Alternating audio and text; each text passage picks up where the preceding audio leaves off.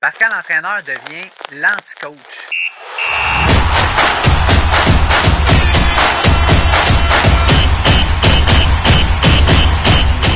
Qui vont nous écouter, là, puis qui vont dire « Hey, le gros, là, tu trouves pas que c'est pas bon pour ta santé? » Parce que, non. Ah ouais, effectivement. C'est ça. Puis la réponse à ça, c'est pas noir puis c'est pas blanc, tout ça. Tu travailles fort, tu sais dans quoi tu t'embarques et il faut que tu comprennes que quand tu te lances dans un ultra distance, tu vas gérer un projet. Tu gères tout le temps un problème, il y a tout le temps quelque chose à gérer. C'est ça. C'est un projet global. Tu le solutionnes, ouais. Puis là-dedans, tu vas avoir des problématiques. Fait que moi, je dis tout le temps, tu vas vivre une mini-vie là, tu sais, pendant ton projet. Ouais, c'est exactement ça. Tu vas avoir des difficultés, tu vas avoir des moments d'euphorie. Il faut que tu les gères. Autant les moments d'euphorie, faut que tu te donnes trop parce que tu pognes un flot, puis ça va bien. Autant que tu vas avoir des bobos qu'il faut que tu règles. Exact. Ça, là, puis dans ton discours, là, faut pas... Parce que, l'abandon n'est pas là. Non, il est inexistant. C'est comment je fais pour solutionner ça. Puis, exact. Puis avec l'expérience, j'aurais pu courir, là. Parce que, j'aurais pu courir au moins le premier demi-marathon, là, one shot. Mais là, je sais que je suis pas capable d'ingérer. Puis là, on court en débuilding, puis il fait 30, là. Puis c'est 30, il fait 32, puis il fait chaud, là, tu sais. Il y en a qui sont à genoux sur le bord, là, puis ils sont déshydratés. Fait que là, moi, je regarde ça, puis je me dis, si moi, je fais pas attention, logiquement, c'est probablement ça qui va m'arriver. Fait que j'ai joué l'intelligence avec ce que j'avais là, dans le moment. Exact. Fait que me suis économisé. Tu solutionnes. J'ai solutionné. Maintenant. Exactement. D'une erreur de bonne erreur, parce que cette partie-là, je la connaissais pas, tu sais. Mais là, je l'ai appris, là, je la sais, tu sais. Fait que, je ferais les choses différemment, mais pas tu sais, c'était pas si pire que ça, là. Ça allait super bien. Puis j'ai fini, j'étais une petite déshydratation, mais j'ai bu du bouillon de poulet, puis j'étais bien correct, là, tu sais. C'était pas... C'est rien de majeur, tu sais. Absolument rien de majeur. À aucun moment, tu t'es dit, ma santé est en jeu là-dedans. Tu as une problématique. Puis, tu sais, je pense aussi un gros truc que les gens ils ont de la misère avec l'ultra-endurance, c'est que, moi, si j'ai un meilleur truc que je peux donner, je vais donner une autre petite histoire. Ouais. Un gars qui était, pendant que je faisais un de mes ultras, qui s'appelle Goulwen Tristan. OK? C'est un Français. Puis, j'avais été voir son CV avant. À lui aussi, ouais. Ben, j'avais été toutes les voir. Puis, ce gars-là se fait appeler le pompier millionnaire. Okay. Il a écrit un livre qui s'appelle Le pompier millionnaire, que je vous suggère. Fait que lui, en France, finalement, c'est un pompier qui avait beaucoup de temps, qui a commencé à faire de l'immobilier. Puis là, la belle histoire à l'eau de rose, il est devenu multimillionnaire dans l'immobilier. Puis, il m'a dit quelque chose de frappant que je vais toujours... Tu sais, puis on vit un projet. Tu sais, quand on parle de la télé-réalité, là, des fois, là, voyons donc, ils sont rendus amis. On dirait que ça fait un après-midi qu'ils sont ensemble, puis on dirait qu'ils sont rendus quasiment, tu sais, de la famille. Mais tu vas vivre quelque chose de vraiment, vraiment, vraiment fort en pas beaucoup de temps. Puis ça, moi, je l'ai vécu. Je l'ai vécu avec lui. Mais puis je l'ai vécu avec d'autres personnes aussi. Alors, c'est tellement intense que... C'est tellement intense que c'est ça. Tu crées des liens, puis tu vis en même temps quelque chose d'extraordinaire, en même temps qu'une autre personne, en même temps que d'autres individus. Ça ne peut pas faire d'autre chose que les unir. Là. C'est impossible. Fait que j'arrive à côté de Goulwen en course à pied. Puis, tu sais, j'avais entendu dire qu'il était malade. Il vomissait. Il vomissait. Tu sais, puis cette année-là, Goulwen faisait tout le circuit d'ultra-triathlon. Fait qu'il faisait 8 événements dans son année, dont, je pense, c'est 6 doubles, un triple Ironman, puis le DK Ironman à Monterrey, au Mexique, dans la même année.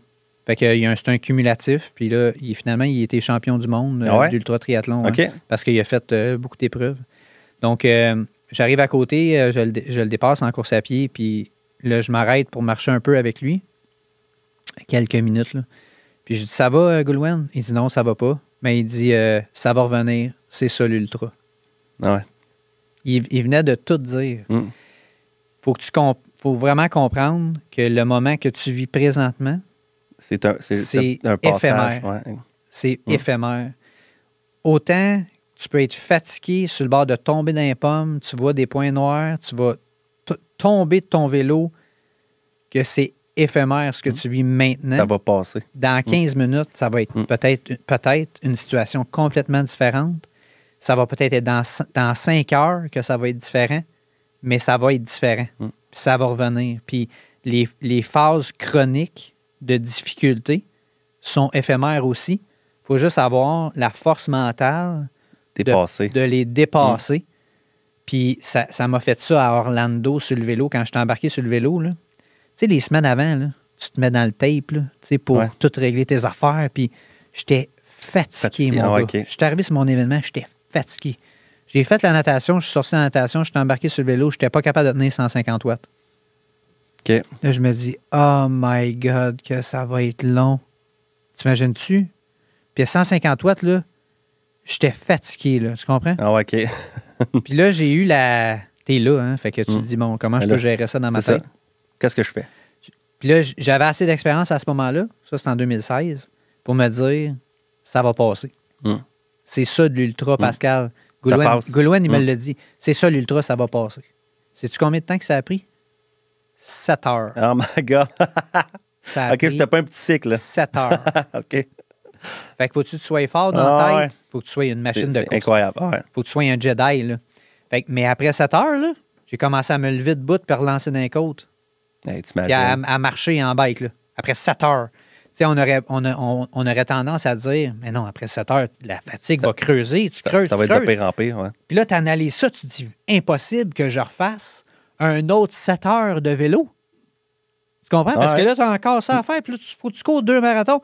Si je m'étais dit ça à ce moment-là, c'est fini. Ça, je mettais le flasher. Je mettais le flasher, tu sais.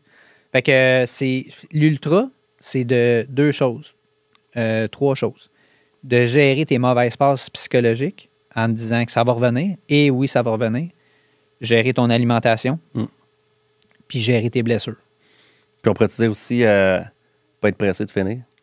Tu sais, dans le sens où tu peux pas pousser, là, tu sais, c'est une stratégie constante, là. Ouais. Constante. Ouais, c'est une stratégie constante.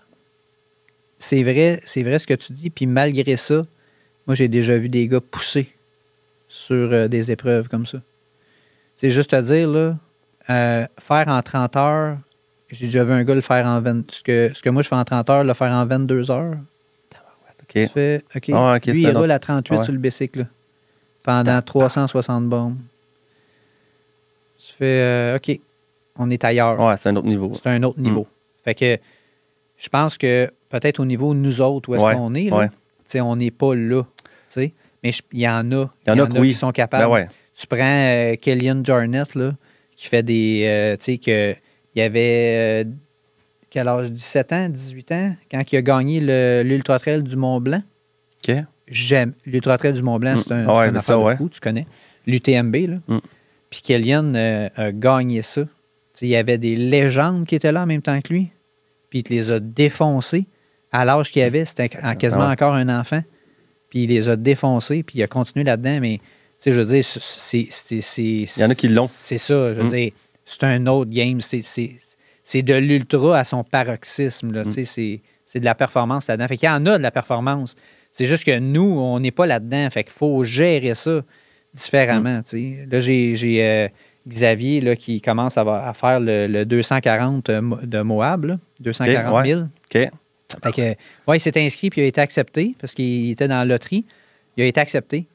Puis, fait que là, on commence l'entraînement pour ça. Mais il y en a dans les jambes, là, ce gars-là, tu sais, mais il a compris, là, tu sais, mais encore là, on n'est pas dans l'ultra-performance. Tu sais, il s'en va là pour vivre l'expérience. Exactement. Vivre l'aventure. Il faut se gérer, là, dans ce temps-là. Tu n'as pas le choix, là.